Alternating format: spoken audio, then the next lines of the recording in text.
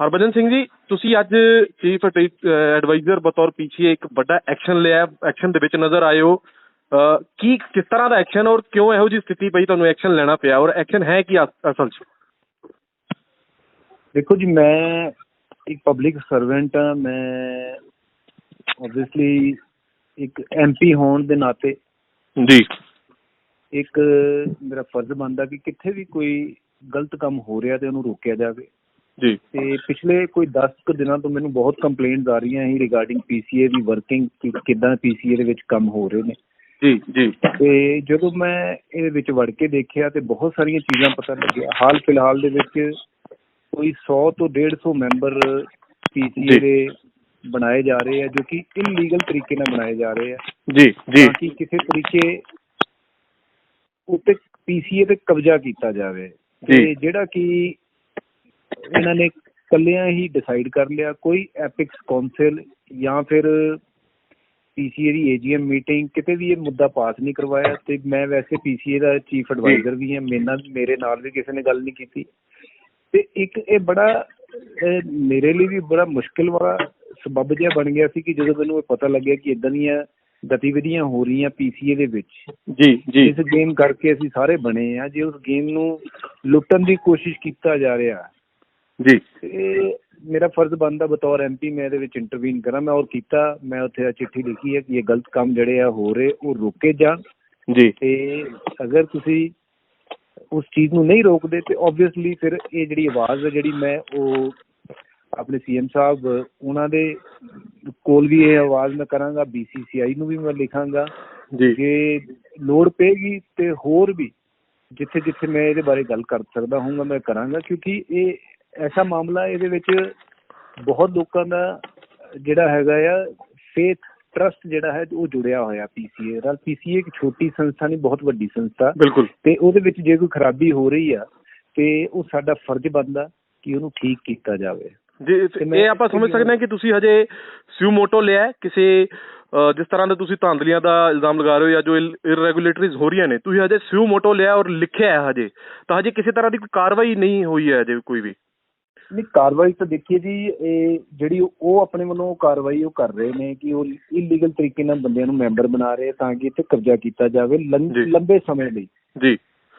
ਤੇ ਹਰਭਜਨ ਸਿੰਘ ਜੀ, ਆਪਾਂ ਇਹ ਸਮਝਣਾ ਚਾਹਾਂਗੇ ਕਿ ਜਿਵੇਂ ਹੁਣ ਕਮੇਟੀ ਬਦਲ ਗਈ, PCA ਦੇ ਚੇਅਰਮੈਨ ਬਦਲ ਗਏ, ਤੁਸੀਂ ਐਡਵਾਈਜ਼ਰ ਹੋ ਗਏ, ਤਾਂ ਫਿਰ ਇਹ ਕੌਣ ਕਰਦਾ ਹੈ? ਕਿ ਇਹ ਕਲੈਰੀਕਲ ਜਿਹੜਾ ਸੈਕਟਰੀਏਟ ਹੁੰਦਾ PCA ਦਾ ਉਹਦੇ ਵਿੱਚ ਜਿਹੜੇ ਅਫਸਰ ਹੁੰਦੇ ਨੇ ਉਹ ਇਸ ਤਰ੍ਹਾਂ ਦੀ ਚੀਜ਼ਾਂ ਕਰਦੇ ਨੇ, ਜਾਂ ਫਿਰ ਜਿਹੜੇ ਮੈਂਬਰ ਚੁਣੇ ਜਾਂਦੇ ਨੇ ਜਾਂ ਜਿਹੜੇ ਚੇਅਰਮੈਨ ਲੱਗਦੇ ਨੇ ਉਹ ਪ੍ਰੈਜ਼ੀਡੈਂਟ ਬੰਦੇ ਨੇ ਉਹ ਇਸ ਤਰ੍ਹਾਂ ਦੀਆਂ ਇਰਰੈਗੂਲੇਟਰੀਜ਼ ਕਰਦੇ ਨੇ? ਇਹ ਥੋੜਾ ਜਿਹਾ ਤੁਸੀਂ ਸਾਡੇ ਦਰਸ਼ਕਾਂ ਨੂੰ ਸਮਝਾ ਸਕਦੇ ਹੋ?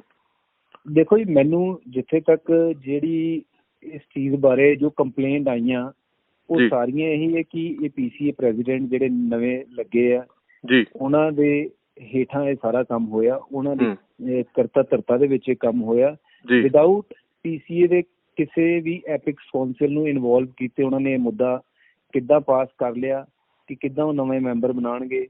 ਇਹ ਸਾਰੀਆਂ ਚੀਜ਼ਾਂ ਜਿਹੜੀਆਂ ਇਹ ਬਹੁਤ ਆਪ 'ਚ ਸੰਗੀਨ ਚੀਜ਼ਾਂ ਆ ਤੇ ਮੈਂ ਜ਼ਰੂਰ ਚਾਹਾਂਗਾ ਕਿ ਇਹਦੇ ਉੱਤੇ ਬਣਦੀ ਕਾਰਵਾਈ ਹੋਵੇ ਤੇ ਇਸ ਚੀਜ਼ ਤੇ ਰੋਕ ਲਗਾਈ ਜਾਵੇ ਤਾਂ ਕਿ ਇਹ PCA ਕਿਸੇ ਦਾ ਪ੍ਰਾਈਵੇਟ ਸੰਸਥਾਨ ਨਹੀਂ ਹੈ। ਇਹ PCA ਹਰ ਇੱਕ ਬੱਚੇ ਦੇ ਲਈ ਉਹ ਇੱਕ ਸਕੂਲ ਆ, ਇੱਕ ਇੰਸਟੀਟਿਊਸ਼ਨ ਹੈ ਜਿੱਥੇ ਹਰ ਬੱਚਾ ਖੇਲਦਾ ਸਿੱਖਦਾ। ਜੇ ਉੱਥੇ ਏਦਾਂ ਦੀ ਚੀਜ਼ ਹੋਣੀ ਸਿੱਧੀ ਆਪਾਂ ਹਰਭਜਨ ਸਿੰਘ ਜੀ ਸਿੱਧੀ ਇਹ ਆਰੋਪ ਤੁਹਾਡਾ ਗੁਲਜ਼ਾਰਿੰਦਰ ਚਾਹਲ ਤੇ ਤੁਹਾਡਾ ਇਹ ਆਰੋਪ ਹੈ। ਹੁਣ ਤੁਸੀਂ BCCI ਨੂੰ ਇਹ ਕੰਪਲੇਂਟ ਕੀਤੀ ਹੈ ਜਾਂ ਇਹਦੀ ਅੱਗੇ ਟੈਕਨੀਕੈਲਿਟੀਜ਼ ਕੀ ਰਹਿੰਦੀਆਂ ਨੇ? ਕਿਹੜੀ ਸੁਪਰੀਮ ਬੋਡੀ ਹੁੰਦੀ?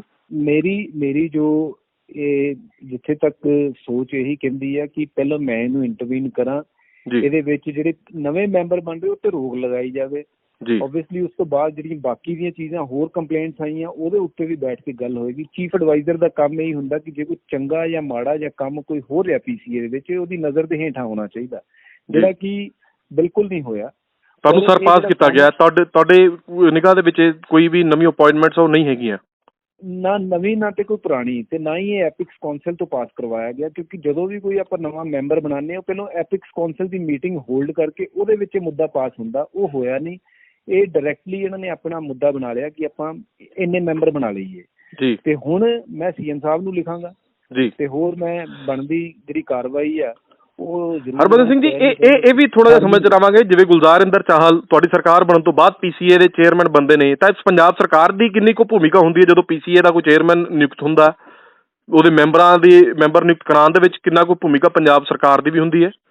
ਦੇਖੋ, ਪੰਜਾਬ ਸਰਕਾਰ ਦੀ ਭੂਮਿਕਾ ਤਾਂ ਇਹੀ ਹੁੰਦੀ ਹੈ ਕਿ ਅਸੀਂ ਪੰਜਾਬ ਸਰਕਾਰ ਜੋ ਮੈਂ ਮੌਜੂਦਾ ਜਿਹੜੀ ਸਥਿਤੀ 'ਚ ਹਾਂ ਜੀ, ਉਹਨਾਂ ਨੇ ਮੇਰੀ ਜ਼ਿੰਮੇਵਾਰੀ ਲਾਈ ਸੀ, ਭਗਵੰਤ ਮਾਨ ਸਾਹਿਬ ਨੇ, ਸਾਡੇ CM ਸਾਹਿਬ ਨੇ, ਕਿ ਤੇਰੀ ਨਜ਼ਰ ਦੇ ਵਿੱਚ ਕੰਮ ਹੋਣਾ ਚਾਹੀਦਾ, PCA ਦੀ ਤਰੱਕੀ ਹੋਣੀ ਚਾਹੀਦੀ, ਪੰਜਾਬ ਕ੍ਰਿਕਟ ਜਿਹੜੀ ਆ ਉਹ ਅੱਗੇ ਆਉਣੀ ਚਾਹੀਦੀ ਹੈ। ਇਸੇ ਲਈ ਮੈਨੂੰ ਉਹਨਾਂ ਨੇ ਜ਼ਿੰਮੇਵਾਰੀ ਵੀ ਦਿੱਤੀ ਸੀ ਕਿ ਤੂੰ ਇਹਦਾ ਚੀਫ ਐਡਵਾਈਜ਼ਰ ਬਣ ਜਾ ਤੇ ਸਾਰੇ ਕੰਮ ਤੇਰੀ ਨਜ਼ਰ ਦੇ ਸਾਹਮਣੇ ਹੋਣੇ ਚਾਹੀਦੇ ਹੈ, ਜਿਹੜੇ ਕਿ ਮੈਂ ਉਹਨਾਂ ਨੂੰ ਵੀ ਲਿਖਾਂਗਾ ਕਿ ਮੇਰੀ ਨਜ਼ਰ ਤੋਂ ਪਰੇ ਹੋ ਕੇ। ਜਿਹੜੀ ਗੁਲਜ਼ਾਰਿੰਦਰ ਚਾਹਲ ਦੀ ਨਿਯੁਕਤੀ ਹੋਈ ਹੈ, ਇਹ ਕਿਸ ਤਰ੍ਹਾਂ ਹੁੰਦੀ ਹੈ ਨਿਯੁਕਤੀ? ਇਹ ਵੀ ਤੁਸੀਂ ਸਾਡੇ ਦਰਸ਼ਕਾਂ ਨੂੰ ਦੱਸ ਸਕਦੇ ਹੋ? ਇਹ ਵੀ ਕੀ ਪੰਜਾਬ ਸਰਕਾਰ ਦੀ ਇਹਦੇ 'ਚ ਇੰਟਰਵੈਂਟ ਹੁੰਦੀ ਹੈ ਕਿ ਆਪਾਂ ਇਹਨੂੰ ਕਹਿ ਸਕਦੇ ਕਿ ਗੁਲਜ਼ਾਰਿੰਦਰ ਚਾਹਲ ਪੰਜਾਬ ਸਰਕਾਰ ਵੱਲੋਂ ਜਾਂ ਉਹਨਾਂ ਦੇ ਕਰੀਬੀ ਮੰਨੇ ਜਾ ਸਕਦੇ ਨੇ? ਨਹੀਂ, ਗੁਲਜ਼ਾਰਿੰਦਰ ਚਾਹਲ ਦੀ ਜਿਹੜੀ ਨਿਯੁਕਤੀ ਹੋਈ ਹੈ ਉਹ ਜਿਹੜਾ ਵੋਟਿੰਗ ਰਾਈਟ ਹੁੰਦੇ ਆ ਜਿਹਨਾਂ ਦੇ ਕੋਲ, ਉਹ ਵੋਟ ਪਾਉਂਦੇ ਆ ਤੇ ਉੱਦਾਂ ਨਿਯੁਕਤੀ ਹੁੰਦੀ ਹੈ ਕਿਸੇ ਵੀ ਪ੍ਰੈਜ਼ੀਡੈਂਟ ਦੀ। ਜੀ।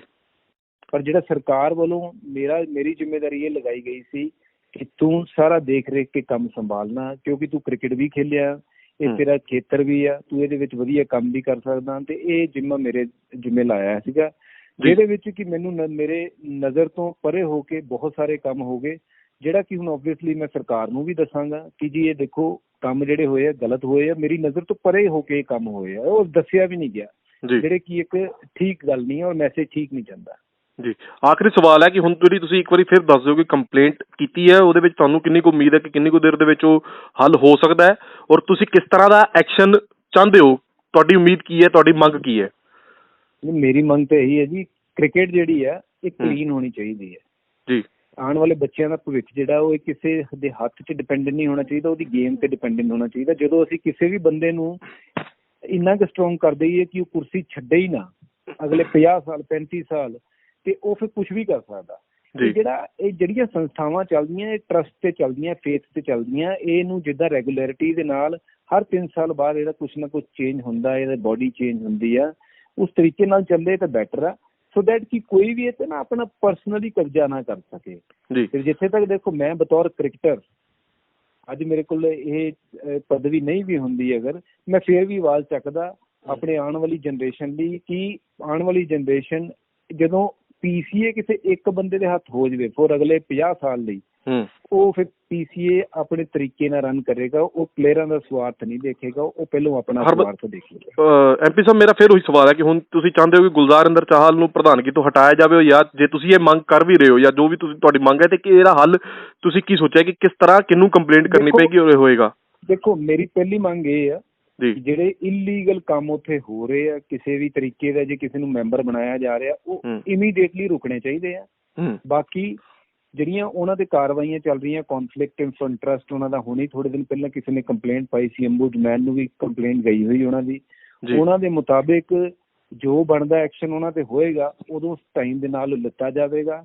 ਕਿਉਂਕਿ ਮੈਂ PCA ਦਾ ਚੀਫ ਐਡਵਾਈਜ਼ਰ ਹਾਂ, ਤੇ ਮੈਂ ਵੀ ਉਸ ਬੋਡੀ ਦੇ ਵਿੱਚ ਬੈਠਾ ਹੋਣਾ ਚਾਹੀਦਾ ਜਿੱਥੇ ਉਹ ਡਿਸੀਜ਼ਨ ਮੇਕਿੰਗ ਹੋਏਗੀ ਕਿ ਇਹਦਾ ਕੀ ਹੈਗਾ, ਜੋ ਬਣਦੀ ਕਾਰਵਾਈ ਹੋਏਗੀ ਕਾਨੂੰਨੀ ਤੌਰ ਤੇ, ਔਰ ਜਾਂ ਜਿਹੜੀ BCCI ਦੀ ਕਨਸਟੀਟਿਊਸ਼ਨ ਜੋ ਕਹਿੰਦੀ ਹੈ ਉਹਦੇ ਮੁਤਾਬਿਕ ਜੋ ਕਾਰਵਾਈ ਹੋਏਗੀ ਉਹ ਹਰ ਕਿਸੇ ਤੇ ਲਾਗੂ ਹੋਏਗੀ, ਉਹ ਚਾਹੇ ਪ੍ਰੈਜ਼ੀਡੈਂਟ ਹੋਵੇ ਜਾਂ ਫਿਰ ਉਹ ਮੈਂ ਹੋਵਾਂ ਜਾਂ ਕੋਈ ਵੀ ਹੋਵੇ। ਪਰ ਦੇਖੋ, ਸਾਡੀ ਸਰਕਾਰ, ਪੰਜਾਬ ਦੀ ਸਰਕਾਰ ਦਾ ਇੱਕੋ ਹੀ ਮੁੱਦਾ ਹੈ ਕਿ ਕਰਪਸ਼ਨ ਕਿਤੇ ਵੀ ਹੋਵੇ ਉਹਨੂੰ ਫੜੋ, ਉਹਨੂੰ ਕਰਪਸ਼ਨ ਫ੍ਰੀ ਕਰਾਓ ਚੀਜ਼ ਨੂੰ, ਤੇ ਸਪੋਰਟਸ ਦੇ ਵਿੱਚ ਕਰਪਸ਼ਨ ਤਾਂ ਬਹੁਤ ਵੱਡਾ ਜੁਰਮ ਹੈ। ਜੀ।